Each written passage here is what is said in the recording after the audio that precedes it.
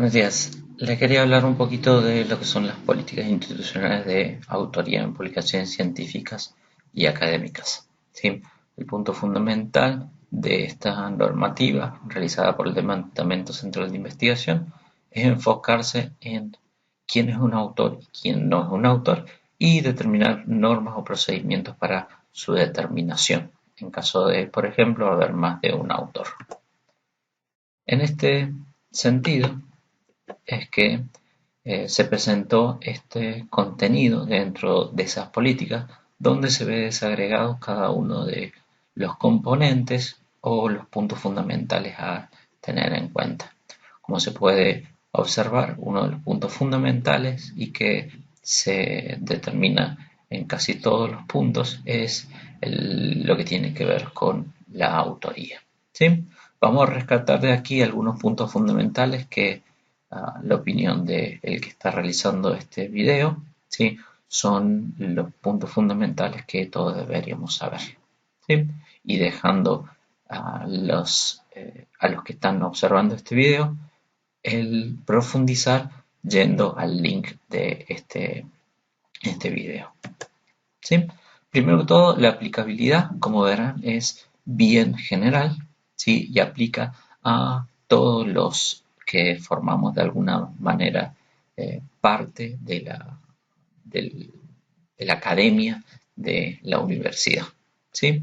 Y no únicamente se refiere a docentes, sino que también aplica a otros tipos de personas, como pueden ser los estudiantes.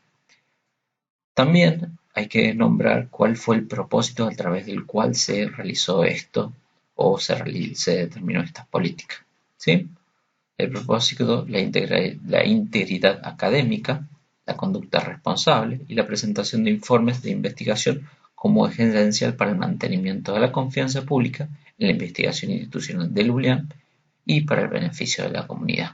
¿Sí? Entonces tiene un principal punto ético, mejor dicho, moral, que trata de llevar a cada una de las actividades que realiza la universidad en cuanto a la creación de investigaciones, ¿sí? Para que se pueda determinar principalmente el punto de los autores. Normalmente, y hay lo que hay que notar, es casos en donde se producen los fraudes científicos. ¿Sí? Principalmente se hacen notar tres puntos fundamentales. La falsificación, ¿sí? Buscar alterar la información que se planteó. Significa esto tratar de una información que se encontró en alguna fuente o algún libro, alguna página web o cualquier modo, tratar de alguna manera, alterarla para que sea más conveniente a la investigación que estoy realizando. La fabricación es la invención de información que no existe previamente, ¿sí? Es una conveniencia que por ahí se puede encontrar un científico, ¿sí? O una persona que investiga para, de igual manera a la anterior, ser más conveniente a lo que está investigando. Y el plagio, que suele ser conocido como el corte y pega, ¿sí? Pero sin tener en cuenta quién realizó o sin nombrarlo o sin de alguna manera llevarlo adelante en nuestra investigación. Uno de los puntos fundamentales tales que habla esta política, es lo que se considera autoría. En esto se es muy específico en determinar que es un individuo que ha hecho contribuciones intelectuales sustanciales a una investigación científica, ¿sí? Entonces en el proceso tiene que haber hecho alguna contribución y esta contribución intelectual tiene que ser sustancial, o sea, tiene que tener algún grado de importancia para que sea considerado un autor. Si únicamente estoy recogiendo partes de otros autores, pero no contribuyo intelectualmente a un análisis o algo, realmente eso podríamos decir que no es una autoría. O si únicamente participo en este proceso de investigación en una parte muy particular, quizás eso tampoco se pueda considerar como autoría. Entonces, la norma o la política determina tres criterios para hablar de esta sustancialidad en lo que refiere a la definición de autoría. Primera, una erudición, contribuir de manera significativa a la concepción, diseño, ejecución y o análisis e interpretación de los datos, ¿sí? Entonces, en el proceso general de lo que estoy produciendo, un aporte en alguno de estos puntos ya puede ser considerado en alguna manera una, una, una, un aporte suficiente para ser considerado autor, ¿sí? También tiene que considerar el punto que puedo haber hecho el diseño, pero también tengo que haber cumplido con la segunda parte, la autoría. Esto significa en la participación, en la redacción, evaluación y revisión de manuscritos de contenido intelectual.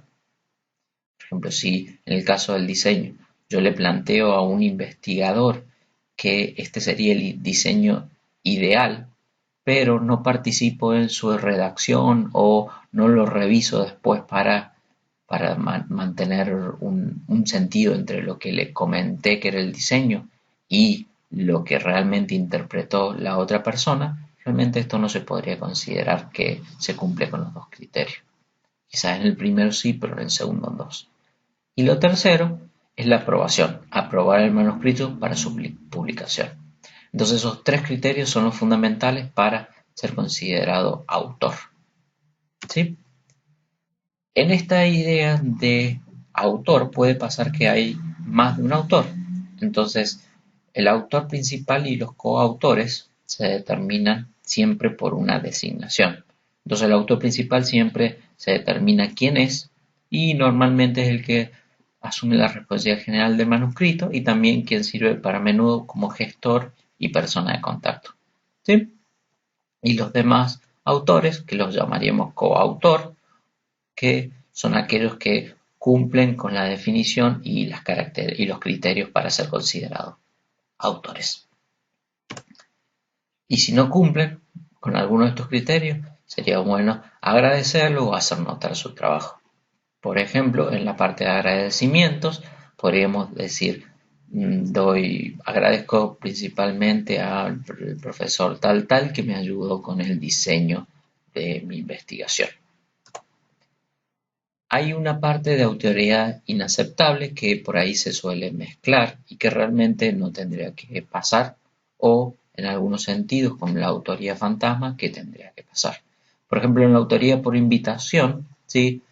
Por poner a una persona como autor y no haber cumplido con los tres criterios, por cortesía, prestigio honorífico o criterio honorífico, esto no es considerado una autoría, entonces no tendría que figurar.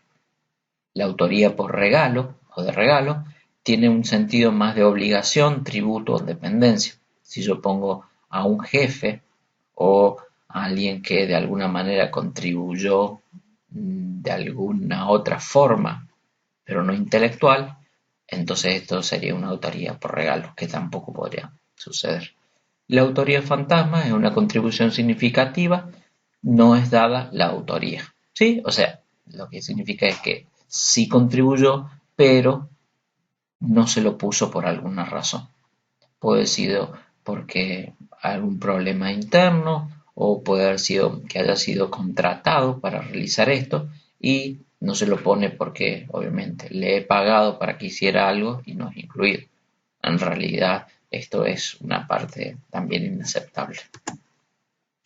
También dentro de la normativa y unos puntos a destacar es las directrices para la conducción de autoría responsable, ¿sí? En estos 4 puntos habla principalmente de cómo llevar adelante esta idea de cómo lograr con una como un consenso de quién va a ser los actores y cuáles van a ser los criterios para realizar esto. Como se decía al principio, siempre es conveniente realizarlo al principio de cada uno de estos procesos investigativos para que quede claro. Muchísimas gracias por todo. Espero que le haya servido esto.